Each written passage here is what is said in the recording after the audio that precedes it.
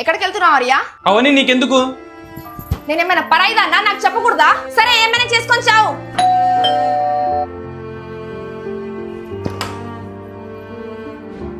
అన్న మీరా లోపల రండి అన్న.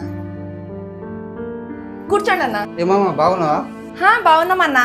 ఏరా నువ్వు బాగున్నావా? పర్లేదు, బానే ఉన్నాను. నెక్స్ట్ వీక్లో మా చిన్న పెళ్ళి ఉంది, తప్పకుండా రావాలి మీరు ఇద్దరు. చూసుకోండి.